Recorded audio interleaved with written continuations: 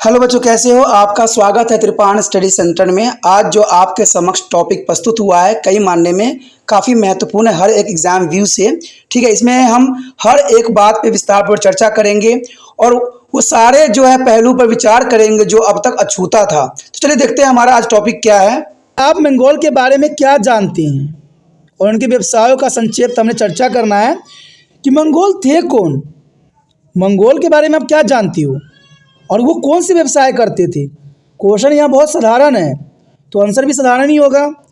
और यहाँ पर आपके लिए त्रिपाण स्टडी सेंटर ने जो है क्वेश्चनों को पॉइंट व्यू से लाया है कि जो आपके लिए बहुत आसान तरीका है। कहते हैं यहाँ जो क्वेश्चनों की जो लड़ी रहेगी बहुत ही आसान शब्दों में है और ये काफ़ी महत्वपूर्ण रहेगा। तो यहाँ क्वेश्चन हम एक बार फिर समझने की कोशिश करते हैं कि आप मंगोल के बारे में क्या जानते हो और उनके व्यवसायों का संक्षेप चर्चा करें।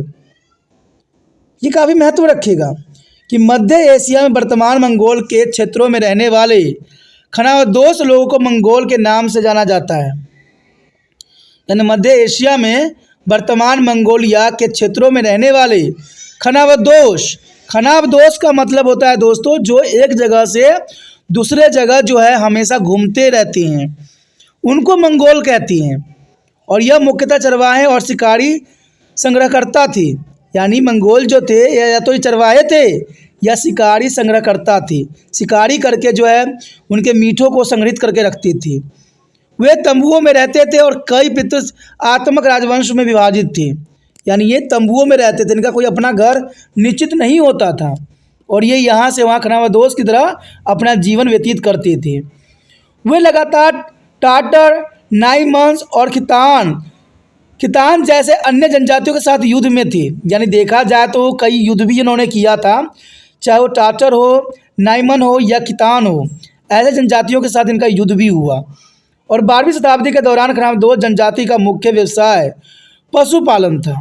यानी 12वीं शताब्दी के दौरान जो है ये खानाबदोश जो है मंगोल के लोग थे, उनका मुख्य व्यवसाय पशुपालन थी।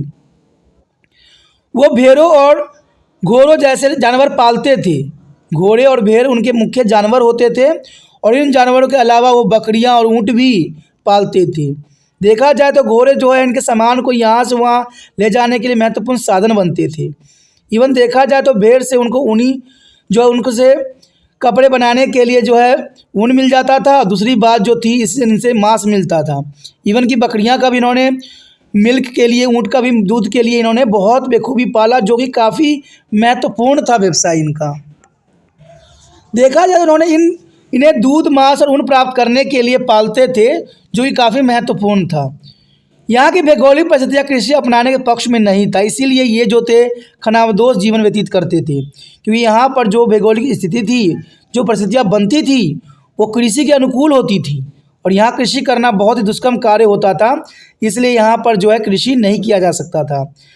खानाबदोश साम्राज्य 109 नातीजन उनकी व्यवस्था उच्च जनसंख्या सघनता वाले क्षेत्रों के जो है खिलाने के लिए तैयार नहीं थी। तो देखा जाए तो यहाँ काफ़ी महत्वपूर्ण बात आता है मंगोल के बारे में, जो कि काफ़ी महत्व रखता है एग्जाम व्यू से। इसके रिगार्डिंग एग्जाम में क्वेश्चन आ सकता है कि मंगोल कौन थे, उनका व्यवसाय क्या था। तो यहाँ पर क्वेश्चन आप बहुत आसानी समझ गए होंगे कि ये खानाबदोश थे, ये पशुपालन में बहुत ध्यान देते थे और इनके जो है कृषि करने के लिए अच्छा व्यवस्था नहीं थी, उनकी भौगोलिक स्थिति नहीं थी, इसलिए खानाबदोश के जीवन व्यतीत करते थे।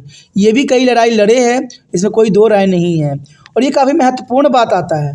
तो इसी के साथ हमारा क्वेश्चन ख़त्म हो जाता है, जो कि काफ़ी महत्वपूर्ण था। अगर आपको समझ में आया, अच्छा लगा, तो जितना हो सके शेयर करने की भावना आपके मन से जाना नहीं चाहिए। जितना हो सके शेयर कीजिए और शेयर करने कुछ नहीं करना है, यूट्यूब से लिंक को कॉपी करना है और व्हाट्सएप एड्रेस पर लगा देना है।